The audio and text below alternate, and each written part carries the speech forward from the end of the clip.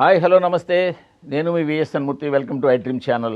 ఇరుముడి cinema ఈ మధ్యకాలంలో almost couple friendly దగ్గర స్టార్ట్ అయింది. టాలీవుడ్లో ప్రతి సినిమా హిట్ కొట్టుకుంటూ థియేటర్ల దగ్గర జనాల్ని ఆకట్టుకుంటూ వెళ్తున్నాయి. ఇరుముడి వచ్చింది, ఉన్నట్టుండి క్రేజ్ వచ్చేసింది సినిమాకి. అఫ్కోర్స్ టైటిల్ అనౌన్స్ చేసినప్పుడు, టీజర్ అనౌన్స్ చేసినప్పుడు కూడా చాలా బాగా ఆకట్టుకున్నాయి. కానీ ఈ రవితేజ్ గారి ట్రాక్ రికార్డు కొంచెం ఈ మధ్యన బాగాలేకపోవడంతో ఎలా ఉంటుందో చెప్పి జనాలు కొంచెం ఇదిగా అనుకుంటూ వచ్చారు. బట్ ఉన్నట్టుండి రిలీజ్ దగ్గర పడుతున్న కొద్దీ దీని క్రేజ్ అలా అలా పెరుగుతూ వచ్చేసింది. ఎస్పెషల్లీ 2 అయ్యప్ప పాటలు సినిమాని నెక్స్ట్ లెవెల్కి తీసుకెళ్ళిపోయాయి.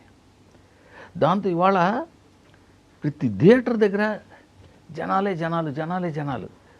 ఎంతమంది జనాలు అంటే ఈస్ట్ గోదావరి ఇందాక ఫోన్ చేస్తే ప్రతి show morning show full, Kadiyam లాంటి చిన్న సెంటర్ కూడా ఫుల్. సో ఒక్కసారిగా ఇంత క్రేజీ తెచ్చుకుని వచ్చిన సినిమా ఇదొక పాయింట్. రెండోది, దాదాపు ఏడాదిన్నర చాలా సినిమాలు వచ్చాయి, పెద్ద హీరోల సినిమాలు వచ్చాయి, మిడ్ రేంజ్ సినిమాలు వచ్చాయి. ఓ పాటకి లేచి ఫ్యాన్స్ గోల్ చేయడం ఉంది, కాగితాలు ఎగరేయడం ఉంది, ఇవన్నీ ఉన్నాయి. బట్ థియేటర్ మొత్తం లేచిపోయి గోల చేయడం, అంత ఎరప్ట్ చేయడం అనేది ఈ సినిమాకి చూశాను నేను చాలా కాలం తర్వాత. ఇంకా రికార్డ్ ఏంటంటే, మైత్రి విమల్ థియేటర్లో డే 1 మార్నింగ్ షోకి పాటని వెంటనే రిపీట్ చేయడం. సాధారణంగా ఇలాగ 50 రోజులు అయిన తర్వాత 100 రోజులు అయిన తర్వాత ఎప్పుడో ఫ్యాన్ షోలో చేస్తుంటారు. డే 1 మార్నింగ్ షోకి ఫస్ట్ షోకి పాటను మళ్ళీ రిపీట్ చేయడం అన్నది నిజంగా ఇది. సో ఇదంతా ఈ సినిమాకి వచ్చిన క్రేజ్ గురించి నేను చెప్తున్నాను. సరే, ఇప్పుడు సినిమా ఎలా ఉందో చెప్తాం. వాస్తవంగా మాట్లాడుకోవాలంటే ఈ సినిమాకి ఆ డివోషనల్ లైన్ కలిపి డివోషనల్ టచ్ ఇచ్చి తీసుకెళ్ళకపోయి ఉంటే ఇది ఒక సాదా థ్రిల్లర్ సినిమా. కానీ దర్శకుడు శివనిర్వాణ చాలా చమకులు చేశాడు ఈ సినిమాలో. ఫస్ట్ చేసిన చమక్కు డివోషనల్ టచ్ ఇచ్చి తీసుకెళ్ళడం. సో ఒక వీక్నెస్ ఉన్న 2 వీక్నెస్లు హీరోకి. ఒకటి కూతురు, రెండోది లిక్కర్. 2 వీక్నెస్లే. కూతురు కోసం ఆ లిక్కర్ వీక్నెస్ని పక్కన పెట్టి అయ్యప్ప మాల వేసుకుని 41 రోజులు నిష్టగా ఉండడము, కూతురు కోసం ఆ లిక్కర్ని కూడా మానేస్తానడం, ఇదంతా కథలో నీట్గా బ్లెండ్ చేసుకున్నాడు. రెండోది ఏం చేసుకున్నంటే, నేను చాలాసార్లు ఈ పాయింట్ డిస్కస్ చేశాను, రాశాను కూడా. మనకి సినిమాని కథని ఎంత న్యాచురల్గా సెటిల్ వేసినా, ఎంత న్యాచురల్గా స్టూడియోలో చిత్రీకరించినా ఒరిజినల్ లొకేషన్స్ ఇచ్చే లుక్కు సినిమాకి మరి ఏది ఇవ్వలేవు.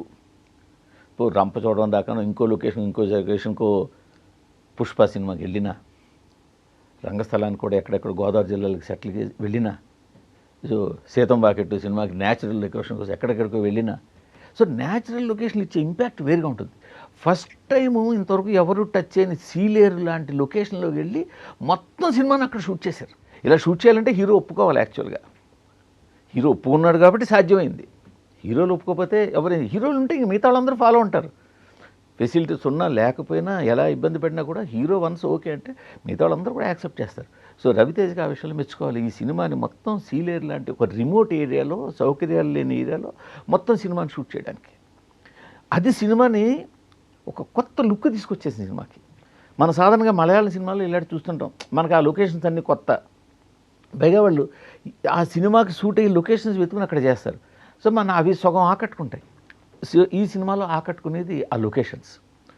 రెండోది, రవితేజ తన ఏజ్కి తగ్గినట్టు ఒక తండ్రి పాత్రలో, దీనికి ఏముంటుంది, నాకు మాస్ మహారాజా బిరుదుంది, ఈ టైప్ ఆఫ్ ఇది చేయాలి, అది ఏం చేయకుండా ఒక తండ్రిలాగే ఎలా చేయాలో అలా చేసుకెళ్ళిపోయాడు.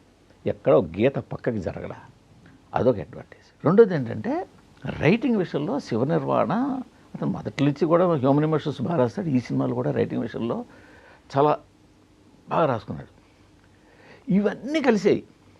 ఇవి న్యాచురల్ లొకేషన్స్, రవితేజ్ క్యారెక్టరు. రెండోది ఏంటంటే, తీసుకున్న క్యాస్టింగ్, ఎవరెవరినైతే తీసుకున్నాడో వాళ్ళంతా కూడా ఈ పాత్రకు వీళ్ళే. వాళ్ళు ఎవరెవరో తెలియని మొహాలు, చాలా మొహాలు తెలియని మొహాలు ఉంటాయి. సో వాళ్ళందరినీ తీసుకుని జాగ్రత్తగా మొహమాట పడకుండా, నా సినిమా ఉన్నాను కదా, నా లాస్ట్ 2 సినిమాలు యాక్ట్ చేశాడు కదా, ఈ సినిమాలో వచ్చిన క్యారెక్టర్ ఇద్దాం, ఆ సినిమాలో యాక్ట్ చేశాడు కదా, ఈ క్యారెక్టర్ ఇద్దాం, ఇలా ఏ మొహమాటలు పెట్టుకోకుండా ఎవరు దేనికి సరిపోతారో అలా తీసుకోవడం, ఇవన్నీ సినిమాకి కలిసి వచ్చాయి. ఇవన్నీ కలిసి వచ్చి సినిమాకి. బట్ ఇవన్నిటికన్నా మించినది ఈ సినిమాకి బలమైన ప్లస్ పాయింట్ 2 అయ్యప్ప పాటలు, అయ్యప్ప థ్రెడ్ త్రూఅవుట్. వాస్తవంగా చెప్పుకోవాలంటే ఆ 2 అయ్యప్ప పాటలు, అయ్యప్ప థ్రెడ్ లేకపోతే ఈ సినిమా జస్ట్ ఒక థ్రిల్లర్ సినిమా, ఒక ఫ్యామిలీ టచ్ థ్రిల్లర్ సినిమా. ఒక తండ్రి కూతురు, కొందరు ఆడపిల్లలు, ఒక థ్రిల్లర్ సబ్జెక్ట్ సినిమా ఇది. బట్ దానికి ఈ డివోషన్ టచ్ ఇచ్చి బ్లెండ్ చేయడం, అలా అని చెప్పి డివోషన్ టచ్ ఇచ్చాడంటే ఆయన మాయలు మంత్రాలు చేయలేదు, అయ్యప్పని తీసుకురాలా, అవేం చేయలే. ఆయన ఆ భక్తిని మేళవించాడు, ఆ పాటల్ని తీసుకొచ్చినట్టు పెట్టాడు. ఇవాళ థియేటర్లో ఆ 2 పాటలకి జనాలు థియేటర్లు ఇవాళ ఊగిపోతున్నాయి. ఎందుకంటే అయ్యప్ప భక్తులు ప్రతి ఊరూరా ఎంత పెద్ద సంఖ్యలో ఉంటారో మనందరికీ తెలిసిందే. సో ఇవాళ వాళ్ళందరూ కూడా ఈ పాటలకు ఊగిపోతున్నారు.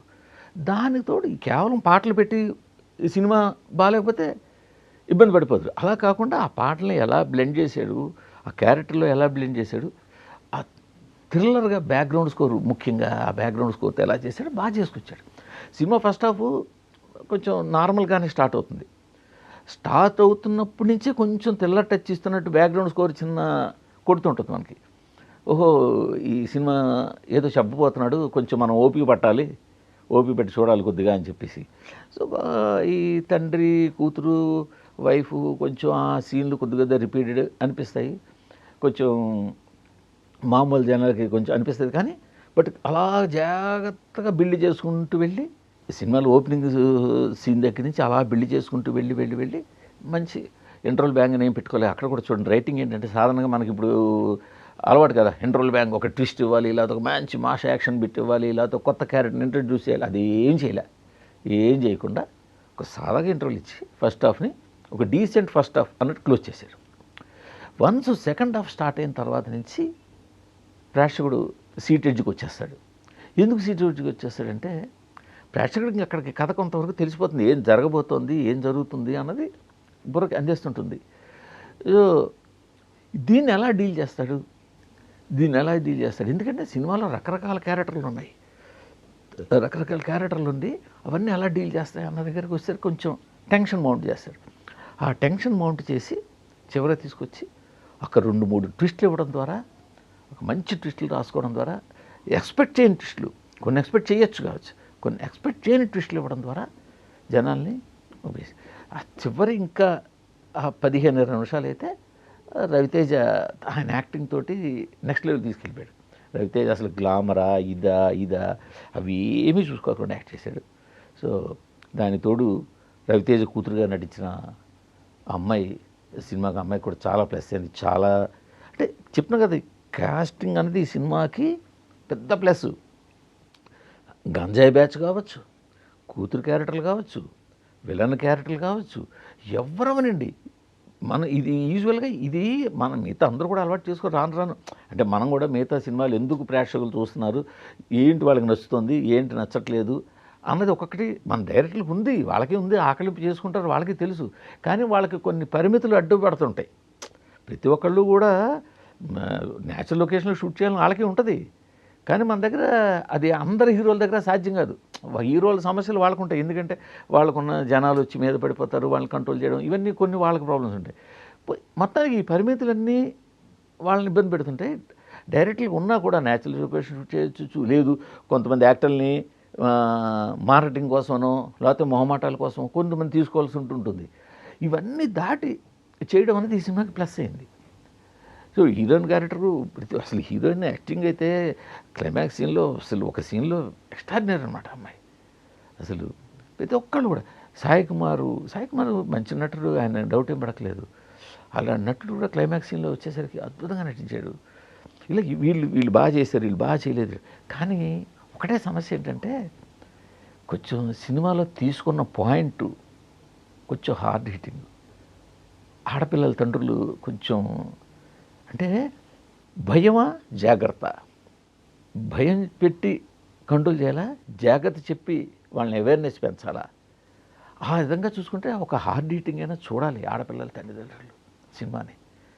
ఎందుకంటే మన పిల్లల్ని మనం ఎలా కాపాడుకోవాలి, మన పిల్లల్ని మనం చూసుకోవాలి అన్నది తెలుసుకోవడం కోసం సినిమాలు కూడా ఆ పాయింట్ కూడా డిస్కస్ చేశారు. ఆడపిల్లని భయంతో పెంచాలా, ఓపెన్గా పెంచాలా, ప్రతిదీ తండ్రికి తల్లికి చెప్పి పెంచాలా, భయంతో కంట్రోల్ చేసి పెంచాలి, ఇవన్నీ కూడా మంచి మాటలు డిస్కస్ చేశారు. కొద్దిగా హార్డ్ హిట్టింగ్గానే తట్టుకోవాలి. బట్ శివ నిర్వాణ చేసిన చమక్ ముందే చెప్తున్నాను కదా, ఒక హార్డ్ హిట్టింగ్ సబ్జెక్టు ఒక మంచి థ్రిల్లర్ సబ్జెక్టు కింద మార్చి దానికి తండ్రి కూతురు ఎమోషన్ జాయింట్ చేసి దాన్ని ఒక మంచి ఒక రిమోట్ చిన్న విలేజ్లో జరిగేలా చూసి ఆ వాతావరణంలో తీసుకెళ్ళి దానికి అయ్యప్ప భక్తుల్ని యాడ్ చేసి, సో ఇదంతా కూడా ఒక మంచి ఎక్సర్సైజ్. బహుశా నేను అనుకోవడం శివ నిర్వాణకి మధ్యన కాస్త గ్యాప్ వచ్చింది, ఈ సినిమా ఎక్కడానికి అంతకుముందు సినిమాకి మధ్యలో కొంచెం గ్యాప్ వచ్చింది. సో ఈ గ్యాప్లో ఆయన మంచి ఎక్సర్సైజ్ చేసి స్క్రిప్ట్ మీద చాలా గట్టి టైం తీసుకున్నారు అనుకుంటున్నాను నేను. ఆ జాగ్రత్త అన్నది సినిమా రైటింగ్లో కనిపిస్తుంది. పెద్ద అద్భుతమైన డైలాగులు అక్కడక్కడ పడలేదు, కానీ మంచి పాయింట్లు డిస్కస్ చేశారు, మంచి మాటలు చెప్పారు. సో ఈ సినిమాని టాలీవుడ్కి చాలా మంచి లైనప్ నడుస్తుంది. థియేటర్లన్నీ ఏ సినిమా వచ్చినా థియేటర్లో ఖచ్చితంగా 1 వారం 2 వారాలు దాని డబ్బులు దాన్ని తీసుకెళ్తూ దాని లెవెల్ మేరకు దాని డబ్బులు తీసుకెళ్తూ వెళ్తున్నాయి. సో ఇప్పుడు ఈ సినిమా వచ్చింది, ఈ సినిమా కూడా ఖచ్చితంగా థియేటర్ని కొన్నాళ్ళు ఊపుతుంది, అందులో అసలు డౌట్ పడట్లేదు. తర్వాత ఇంకా నెక్స్ట్ టాక్సిక్ వస్తుంది, దాని క్రేజు అందరికీ తెలిసిందే.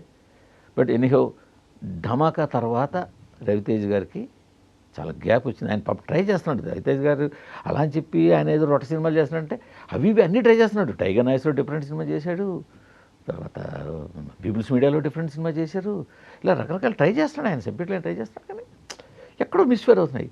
సో ఇప్పుడు కూడా డిఫరెంట్ సబ్జెక్టు, అసలు పూర్తిగా డిఫరెంట్ క్యారెక్టర్ ట్రై చేశాడు ఆయన కానీ క్యారెక్టర్ ట్రై చేశాడు. సో సక్సెస్ అయ్యాడు.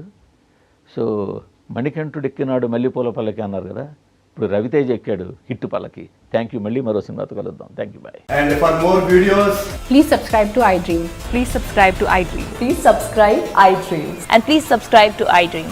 For more videos, subscribe to iDream. please like, share and subscribe to the channel. Congratulations, iDream. subscribe to iDream. Subscribe to iDream. So subscribe to iDream Media. iDream team అందరికి huge congratulations. Please subscribe iDream Media. Please subscribe to iDream. Subscribe iDream. Please subscribe to iDream. iDream అంటే నా కళల ఛానల్ను subscribe చేసుకున్న నోరు తిరుగుతలేదు, మీరైతే గంట గుర్తు కొట్టండి. For more such videos, please subscribe to iDream.